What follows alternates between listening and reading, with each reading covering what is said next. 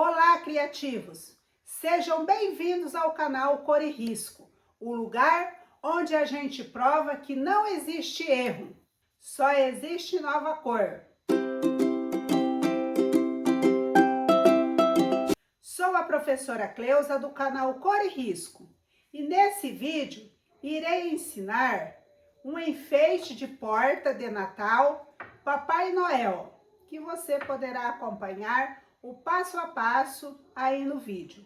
Os materiais e o molde vou deixar logo abaixo aqui na descrição para você. Mas antes de começar o passo a passo, já deixa o seu like e se inscreva no canal se ainda não é inscrito para não perder a próxima arte. E vamos agora então ao passo a passo da arte de hoje.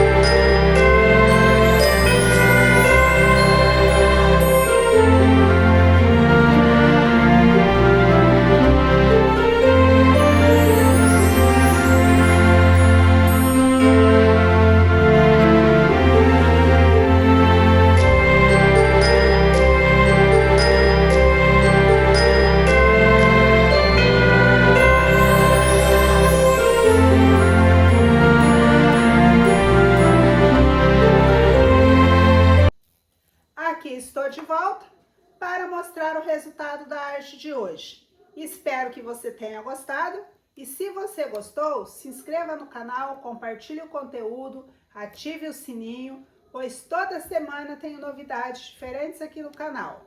Olha só que lindo que ficou esse enfeite de porta de Natal. Essa arte, ela foi feita com EVA, como você viu aí no passo a passo, o molde, recortei e assim fiz a montagem da arte. Aqui, o Feliz Natal, eu fiz o corte na máquina de corte, por isso que a letrinha saiu pequenininha. E essa é a arte de hoje. E lembre-se, aqui não existe erro, existe nova cor. Agradeço a sua atenção por estar comigo até esse momento e a gente se vê no próximo vídeo. Gratidão!